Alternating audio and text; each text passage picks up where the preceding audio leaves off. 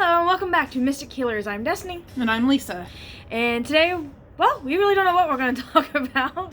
We're just going to shoot some shit and see what happens. Well, actually, no, I do actually have one thing. So, I was thinking about the other day, I remember getting asked a few years ago, how does it work with me and my boyfriend? Well, we both have different beliefs on magic.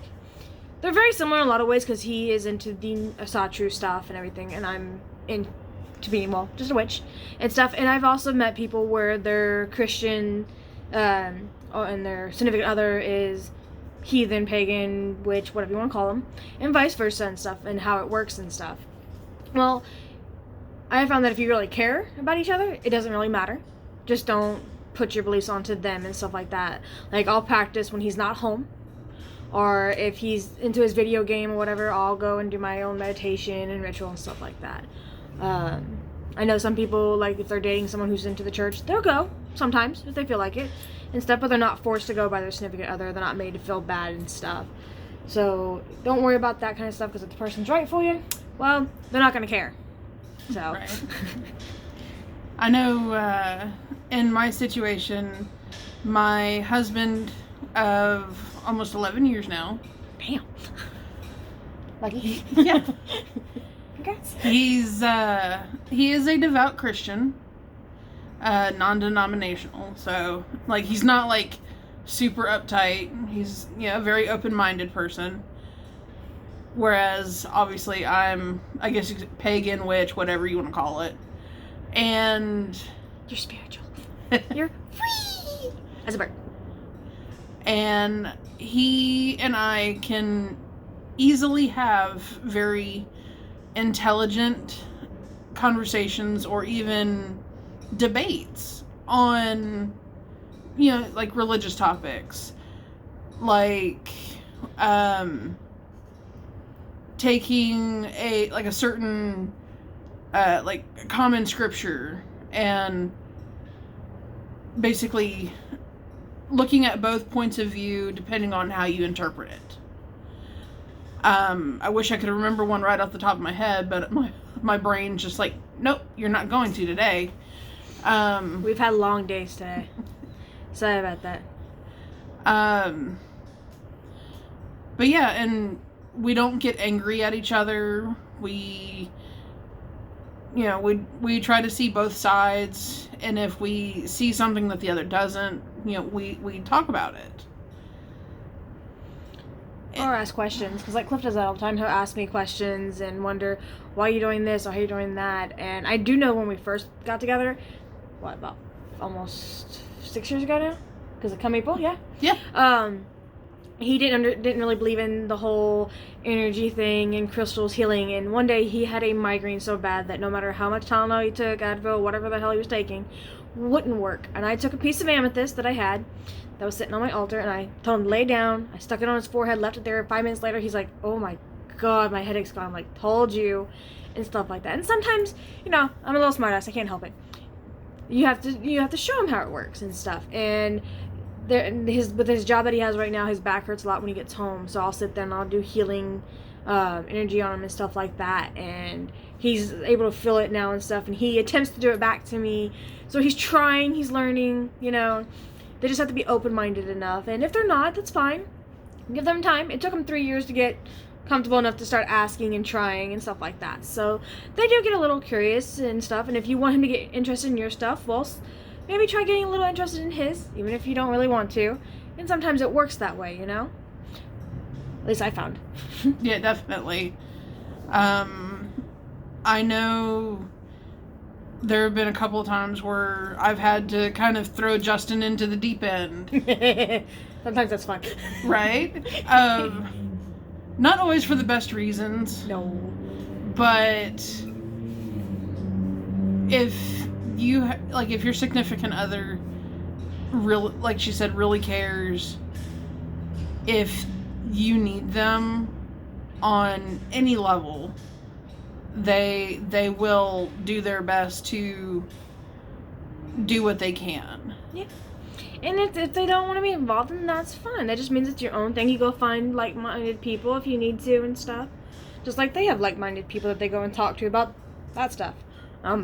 I mean, I've met people who This one couple that came in, she was, well, what does she believe in? I forget what it was, but her husband believed in the whole Hindu stuff and all that, and she was, I think in the Japanese culture, I forget what it is that they believe off the top of my head. Sorry, guys. Well, there's a couple of different ones. There's some of them are primarily Buddhist. Others are Shinto shamanists. Yeah, but I don't remember. I just know it was the complete opposite of what the Hindu was, almost, and stuff. And they found ways to make it work. They'll do retreats where they go to her thing, and then they'll go to retreats where it's his thing, and then they'll go to separate ones sometimes, and stuff like that. Just, you gotta find the right balance in that. And sometimes it takes a little while. It does. Some it's easier than others, some it's not, and that's fine. Wow, I say a lot. We both do. My speech teacher would kill me right now if she saw that. Hi, if you are watching this, by the way. See, there I go again. Oh, that's not even any better, is it?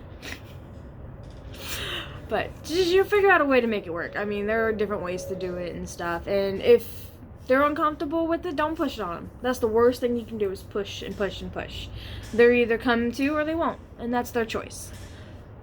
Yep. Now, I understand trying to do magic with kids at home. Oh my god. I love my 9-year-old to death. I love him to death. But when I'm trying to meditate, he wants to be right there. If I'm trying to do magic and stuff, he wants to be right there. So I've been trying to find little things that he can do, like full moon things.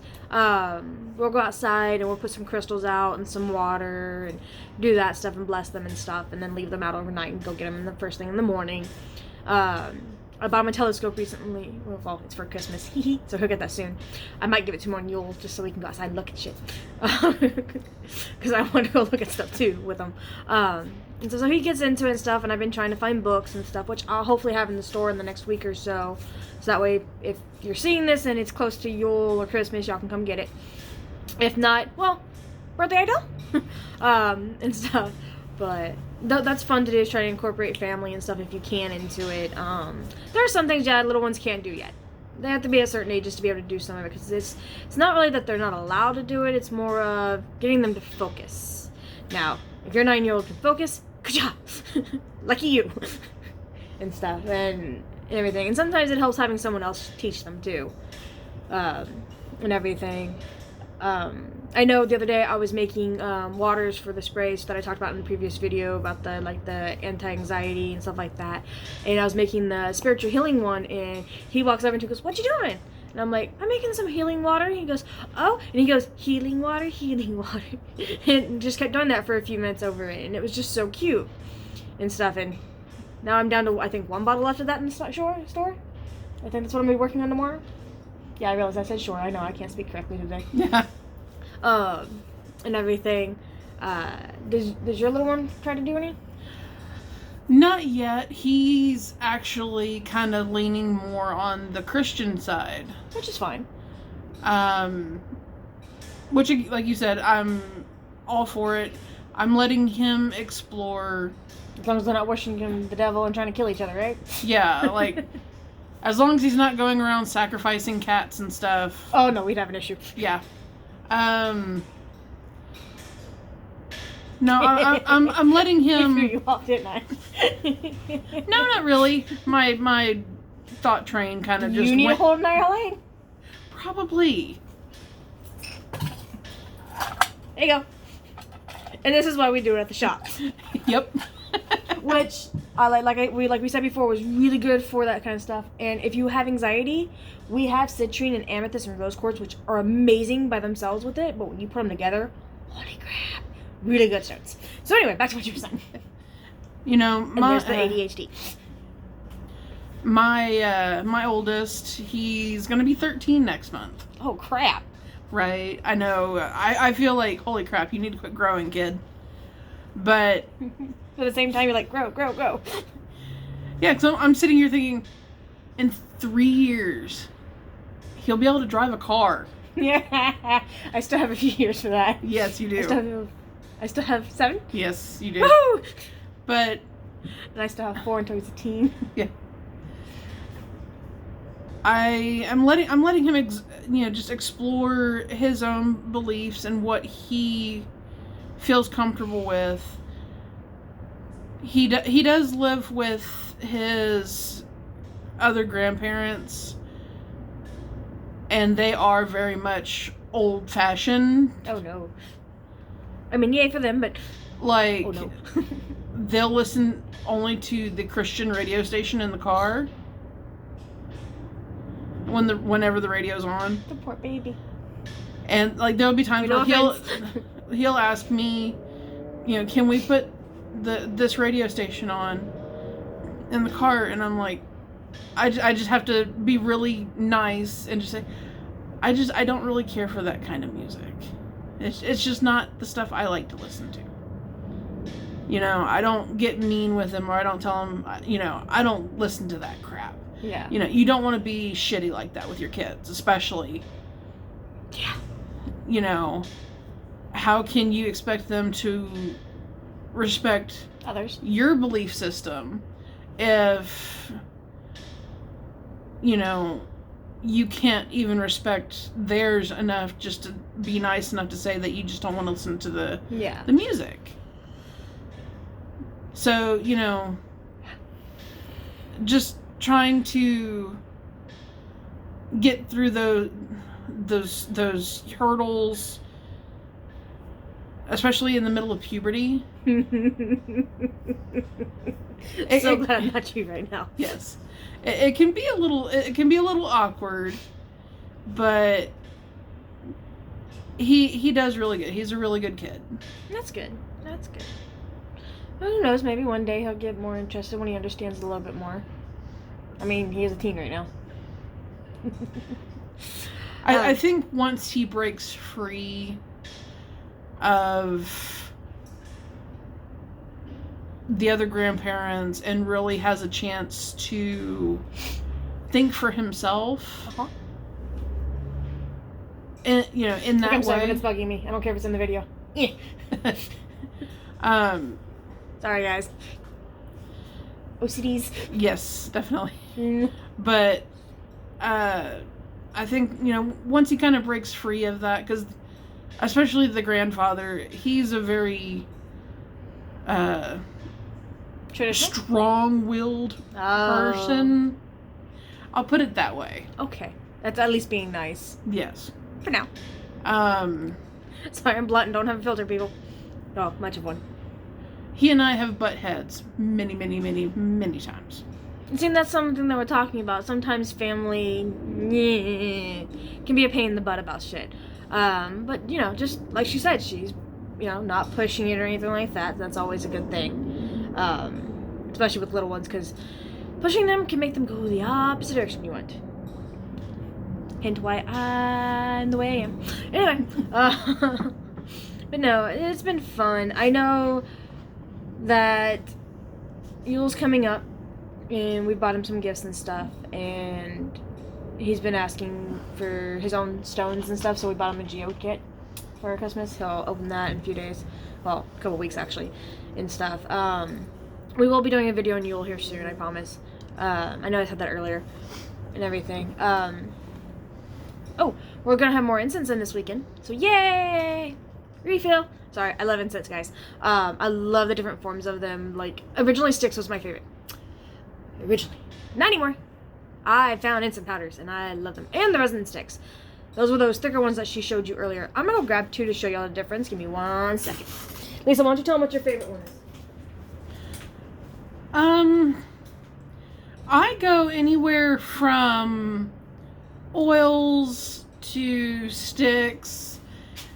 It really depends on how potent the scent is, how clean of a scent, to where you're not getting the scent of other things mixing in with the scent that it's supposed to be. Sorry, I won't burn one while we're at it. And it can be really hard to find ones that you really like. So these are our powdered forms. They're hand dipped on bamboo, so you're not gonna get that woody scent you normally do with store-bought and other hand dips. They also burn about 45 minutes to an hour. And the air, and even after they're done burning, the smell stays in the air. And if you compare it to the resin-based ones, you can see how much thicker and stuff that they are. Sorry, they're kind of blurry in the video, guys. There we go. There we go. Now you can see it better. I just put it on my face, apparently.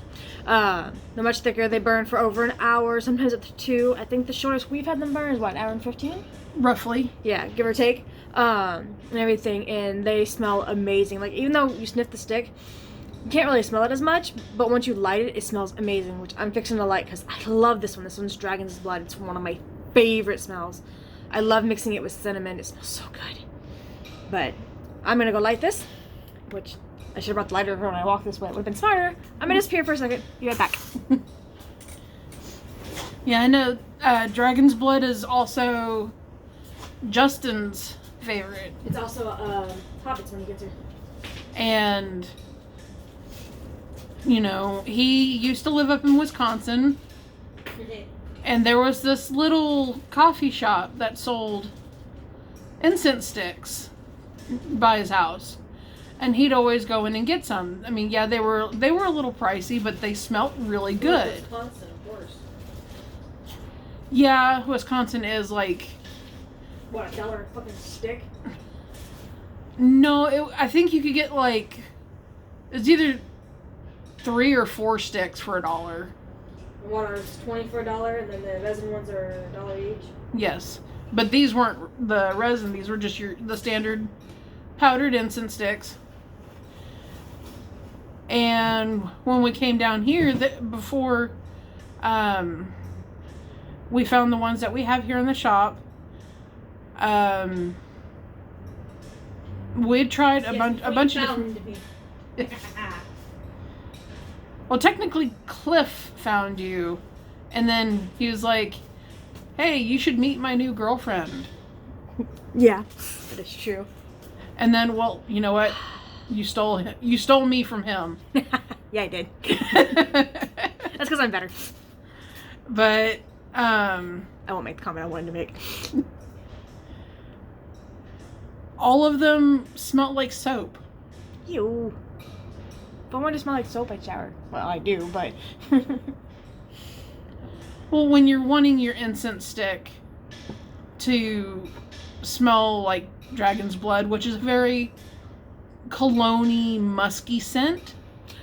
Yeah, it's good for cleansings and prosperity, and if you burn it, just enough of it's an aphrodisiac.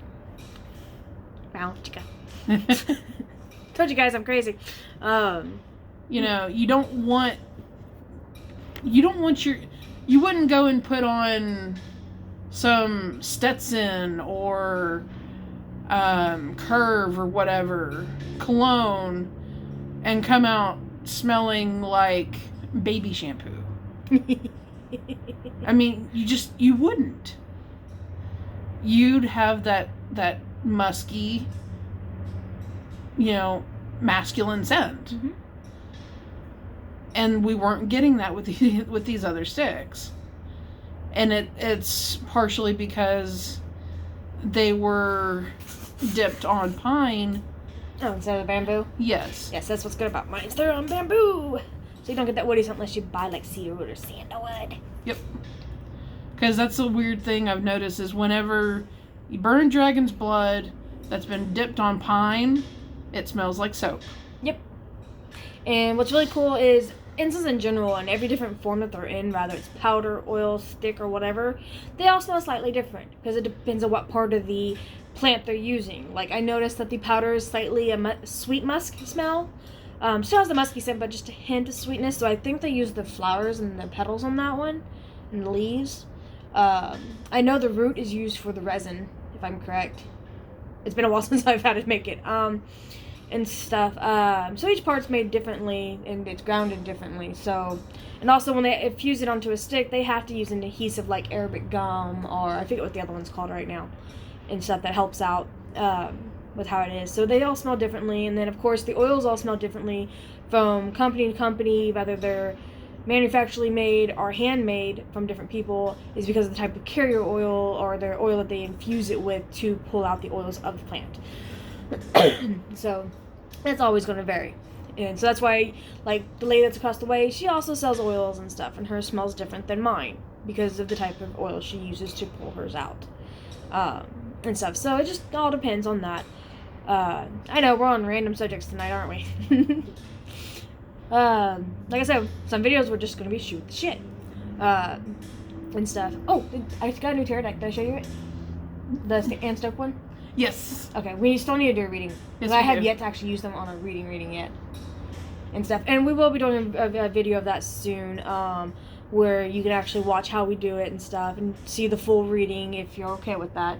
I'm fine with that. I figured. And well, we'll do it with each deck that I have, so you can see how the different types of deck works. Now, mind you, some of the decks I'm still learning what each one means, so I will have the book out to reference and stuff like that. Unless it's my Celtic Dragon, then I'm slightly better with that one. I've had that one for years. It was my first deck. I love it. It's amazing. My friend wants to steal it from me. He can't have it. Sorry, but you're not allowed. I might get you your own. How about that? Maybe, if you're good. And stuff. And yeah, I might only have a couple in stock right now. Different ones like Toth and stuff like that. And the Rider Waite. Which the Toth is pretty advanced. If you're never read tarot before, definitely don't get that one right away. Although I have met people who right away they pick it up easier than they do the beginner one, like the Rider Raid or whatever it's called, tarot deck. Sorry, I have difficulties with my R's, guys, and stuff. So you know, and each deck is different. Like I have a vampire deck, can't read it worth a crap, but I love the pictures that are on it. So I'm gonna turn that one into a collage, or I might give it to somebody else. I don't know yet. I have a familiar deck and stuff. Love it. Can read it really well. It works with the layout that it has, and I use my Celtic Cross layout that I got from my Celtic Dragon one and stuff. It works with both layouts and stuff, so it's pretty cool. Do you even have a deck? Not one that I personally chose. So you've been gifted? Yes, and it was the classic Rider Waite deck. Oh, not the Radiant? No. Well, the Radiant's been redone. It's the old, like, original style. Speaking of, a friend of mine showed me hers. Oh my gosh, she has one that's so old. I didn't want to touch it. I was afraid it was going to crumble in my hands. I was like, oh my god, this is amazing. And then there's also Oracle cards, which are slightly different than tarot. I've never actually used an Oracle deck. I have a friend who has and stuff like that. They do read a little bit differently and stuff. So it was a little bit different. And then there's things like, oh, pendulums. Pendulums are fun. I'm going to grab one.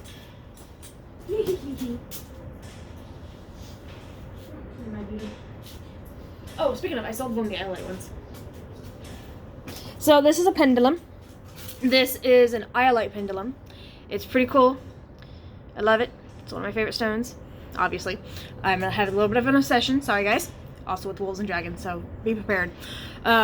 You can easily ask it a question like yes and no. Yes would be this way, and yes, I'm moving it right now, guys. No would be this way. Another form of yes is clockwise. Another form of no is counter. You can ask it lots of questions. Midwives used to use it to tell you if you were having a boy or girl. Now I can't remember which way it went to tell you if it was a boy or girl. It's been a little while and stuff. And people who get into them, a good way to find out if a pendulum is right for you is to ask it, would you like to go home with me? You see how this one's moving back and forth? This one would like to go home with me. However, I already have one of you at home, so I'm going to keep you in the store, okay? And that's just the little things you can do and stuff like that. You can ask it pretty much anything. Oh, another good thing is, if you hold it around somebody and watch how it spins, if it spins clockwise, it's a good person. If it spins counterclockwise, they're not. Right now it's not really wanting to, there it goes. Nope. He doesn't want to spin right now because he's being a butt, because I refuse to take him home and stuff. So there's just different things you can do with these. And I do have different types. There's chakra ones, there's crystal quartz, there's amethyst, there's pretty much you name the stone, they pretty much have it this way and stuff. And they're fun to deal with. I love them. There's also like runes. Right now I think all I have is my chakra set in, and that's these guys. If you want to explain runes to them, I get the rune out. Runes are a very, very old form of divination. The different people or ethnic groups, I should say, like the Vikings, Celts, a lot of like the old Anglo-Saxon cultures would use these runes to tell fortunes, predict the future, any kind of divination that they were wanting to. And there's a lot more than just this. I only grabbed a few of them so y'all can see. This is my chakra set. Most of the time it's just a solid color in them. And there's things like it tells you, there's books that you can read that tells you the different, I gotta find one.